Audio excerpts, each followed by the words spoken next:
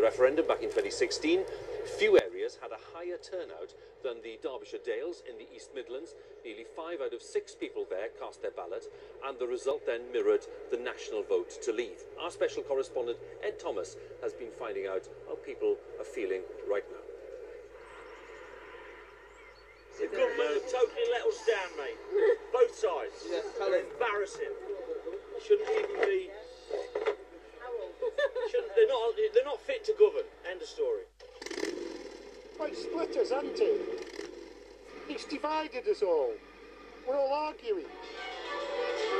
Have I ever voted again? No, never. Seriously? Seriously, I'm not never voting again.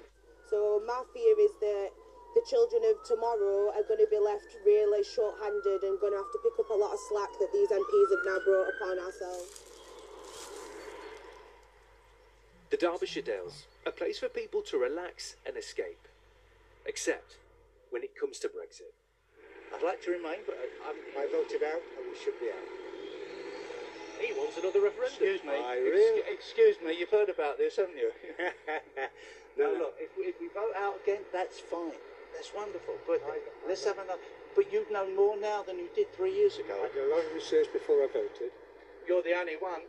In Matlock, Stephen and Norman have only just met. No, I am Derbyshire, born and bred. But there's only one thing they're talking about. If we have another vote, then we can vote again to leave, and everyone will accept He's it. voted once. We voted once. Oh, come on. Is that you Mr. vote Cameron, once in your life? You Mr. vote once, Cameron and that's the end of promised. democracy. One vote. I got it on my telephone. Mr. Cameron promised that this is a one-time vote and we will do what you want. He also promised that he would stay.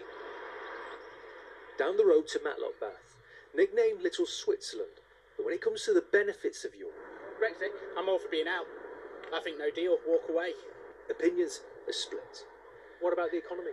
It's short term. Short term's going to be difficult. I accept that, and I'm prepared for that. And I think anybody who's not who voted out and wasn't aware that that was going to be a couple of years of hardship, then that was daft on their part. Are you worried about it? Your future? Yeah, I'm worried about the amount of jobs that will come from Brexit and the lack of jobs that could possibly come from it. I'm not too worried about that because at the end of the day... Have you got a job? Yes. Your daughter hasn't? No, but I still think she'll be all right. I never voted before the referendum. Never in a general election? Never in a general election, never in my locals. And 3 years on from that vote, Leanna's fears haven't gone away. I think it's unfair. I think people haven't been given the true reflection of what exactly is going to happen. And me personally, I think it should go back to a people's vote, back to the referendum. Time and again, we kept hearing the same word. People are frustrated because we haven't got an answer. We're divided, aren't we? Whichever way we go, the choices are fracturing a nation. Ed Thomas, BBC News, in the Derbyshire Dales. Some of the voices there, and some rather angry voices too in the Derbyshire Dales. Here I have Katya Adler, our Europe editor, our political editor Laura Kunsberg, to talk about the prospects for this emergency summit. So the leaders have gathered. Do we have any indications so far, Katya, about the way things are possibly likely to go? Well, you know, as they come in, Hugh, they're always quizzed by the waiting media, and they were pretty coy. And that's because the results of the summit aren't pre-cooked, they're not pre-decided, and so EU leaders didn't want to be seen to contradict each other. They're now in a room with the Prime Minister, and they're quizzing her. What will she do with that extra time if they give her a new Brexit extension? What of those cross-party talks with Jeremy Corbyn? Does she think that the Brexit deal is dead in the House of Commons? Now, whatever she replies, it's unlikely that any one of those EU leaders will give her a flat no to a new extension simply because they want to avoid a no-deal Brexit this Friday.